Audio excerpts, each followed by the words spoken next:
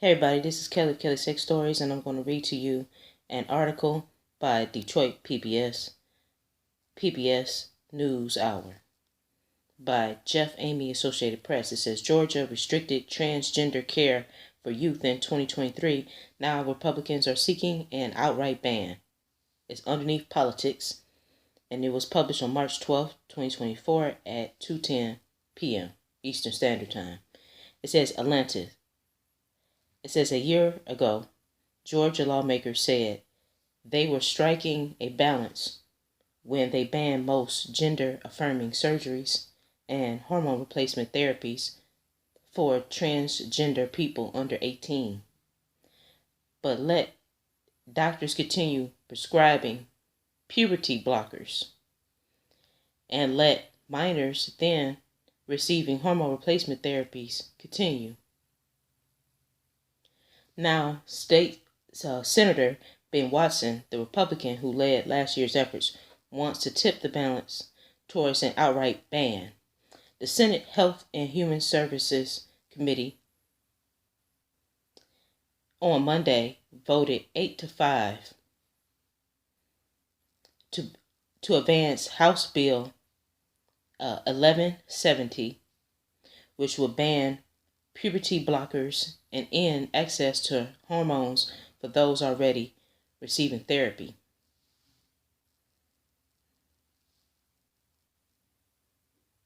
The measure moves to the Senate for more debate. Georgia is among at least 23 states that have enacted laws restricting or banning gender-affirming medical care for transgender minors, and most of those states face lawsuits. A federal judge last year struck down Arkansas' ban as unconstitutional, and judges' orders are in place temporarily blocking enforcement of bans in Idaho and Montana.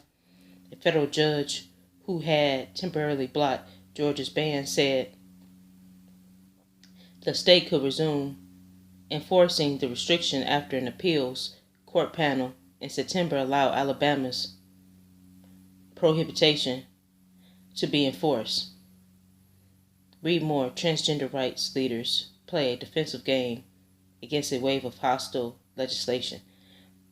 More recently, the Kansas House on Tuesday debated a gender-affirming care ban for minors that also included puberty blockers.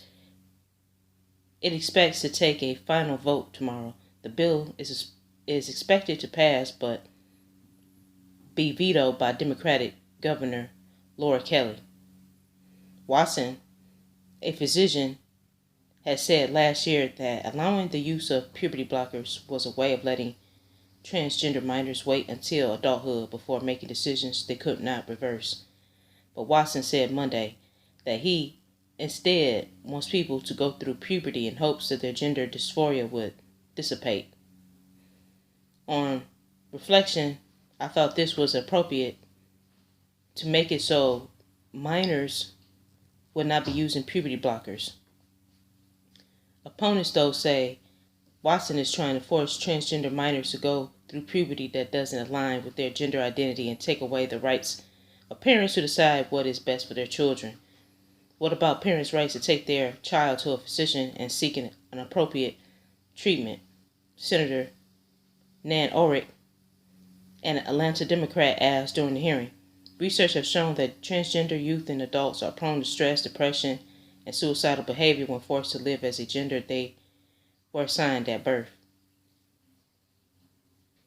Watson inserted the proposed ban into an unrelated bill about providing opioid antidotes in public buildings, catching opponents off guard, but supporters of more restrictions were lined up to testify, including Chloe Cole, a nationally known conservative activist who opposes gender-affirming care for minors and spoke to lawmakers about her gender transition reversal.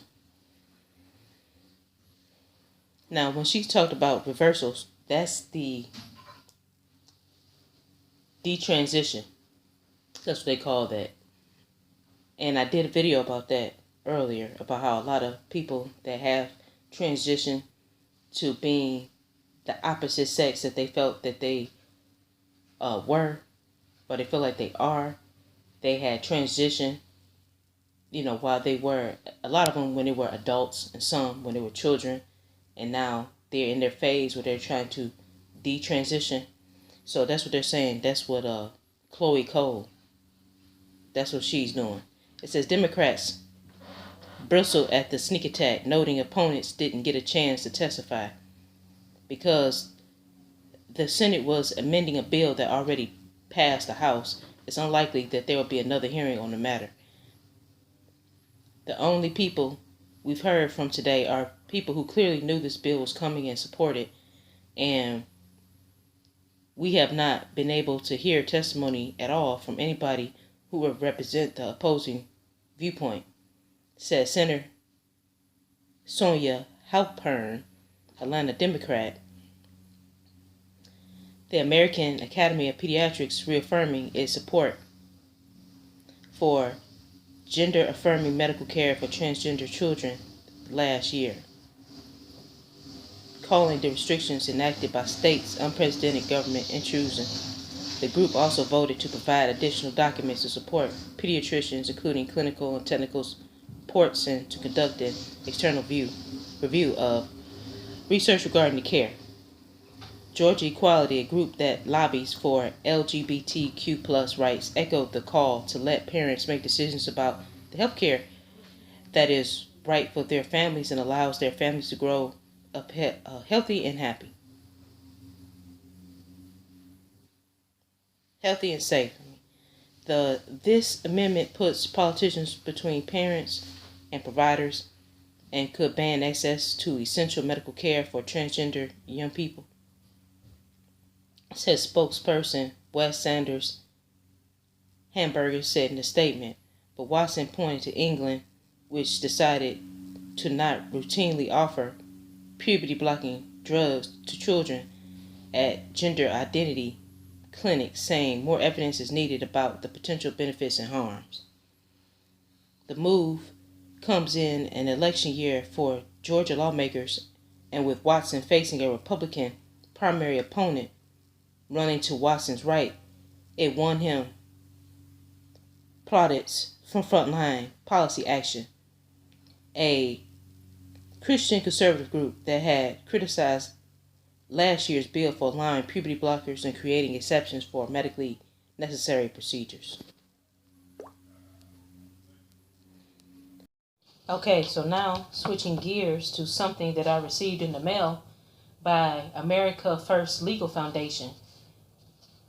It's a huge postcard, and on it said, Joe Biden, progressive politicians, and their left-wing allies in government are pushing radical and irreversible gender experiments on children, giving children off-label use drugs like puberty blockers that stop children from developing into healthy adult males and females, injecting young boys with female hormones that are given to sex offenders to cause sterilization, cutting off healthy breasts and genitalia, giving girls testosterone to make them appear as males, secretly calling boys by girls' names and using incorrect pronouns in school.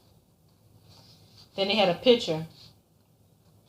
It says Biden's Assistant Secretary for Health and Human Services, Rachel Levine, promotes chemical and surgical castration of boys and girls. Levine is pictured here with Sam Brinton, who is in charge of nuclear waste disposal. Then they have a write-up from the Daily Wire, which was published October 7th, 2022.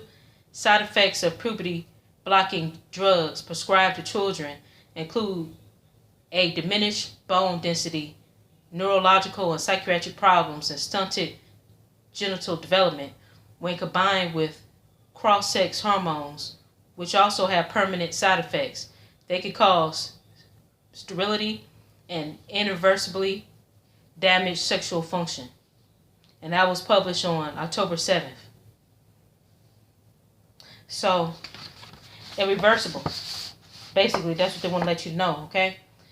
And then it says here, Joe Biden and his left-wing allies are indoctrinating your children into believing biological sex is not real, which I feel like that is true, because all of a sudden, out of nowhere, you have some people that's saying that, there's no such thing as males and females, and I think that's people that's living in the world of delusion, because, yeah, there are two sexes, male and female sexes, that people are born as. Now, whether if they choose not to identify as that, they have the right not to identify as the body or the gender that they were born, but that's their own personal choice. But to live in delusion and saying that gender don't exist, that doesn't make any sense to me. So anyway, so it says, youth who transition regret it. It says, Garrett from Baton Rouge, Louisiana, went from taking hormones to getting his testicles removed, he says, in just 3 months, whereas the current guidelines call for continuous use for a year. He later got a breast augmentation, but instead of feeling more himself, he says he felt worse. And that was CBS News, May 23rd, in the year 21. And it says, I'm a 17-year-old girl with a flat chest, a deep voice, and a visible Adam's apple, and some facial hair. There's no reason for me to continue to live. I destroyed my life. Then it says, during phalloplasty, the surgeon removes the flaps and then uses them to create a penis and urethra. Your donor site will be covered with a skin graft from your thigh, which will heal on its own. At Boston's Children's, this procedure usually takes place during a single long surgery, which can last between 8 to 12 hours. The vagina may also be removed at this time. Then the Daily Wire also said puberty-blocking drug companies refuse to conduct safety trials. So there's a whole lot of issues that is happening during this process of, Joe Biden and his constituents pushing, kids to transition and become trans girls or trans boys, which is problematic because there's no safety trials being done to see what the long-term effects are and how these effects are going to drastically change these children's lives. And like one child said that they wanted to kill themselves, and there's a lot of people, teenagers plus adults, that are trying to detransition, and a lot of these people who became trans women or trans men and teenagers who felt like they was born in the wrong body, and they started to go through this certain procedures in order to become the sex that they or the gender that they feel like they are or they should have been. They're now saying that they regret it. And then in the state of Georgia, they're basically trying to make a halt or stop, these drugs, what they call puberty blockers, trying to stop the natural act of puberty from happening in kids. That's what the puberty blockers are for. And then they're giving them hormones in order for them to look more like the opposite sex that they're trying to transition to, so, but all these things have had major effects, negative effects on kids. And this is the stuff that the Democrats, that the left-wing Democrats and Joe Biden, they don't want to tell parents these things.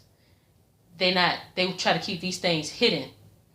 And I feel like that's not right, and I feel like it's not fair, and I feel like, in situations like this, when parents have a child that think they were born in the wrong body, they should disclose all this information up front and let the child know and let the parents know this irreversible and this will change their life forever, and it may be something that they want or wish they never did in their whole life, So these things should be put out there on the table.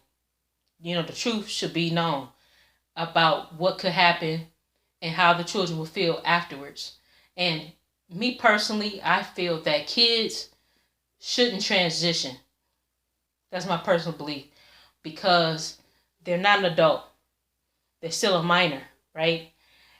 And I think that children really don't understand things like an adult understand things and understand the consequences of stuff. So I think that they should allow these kids to grow up and learn more about the process and then make the decision on their own, instead of it being pushed on them by politicians or by, LGBT advocates. That's my own personal opinion. Tell me, what do you think? Please like, share, and subscribe, and hit the notification bell so you'll know when I drop a new video. I'm out. Peace.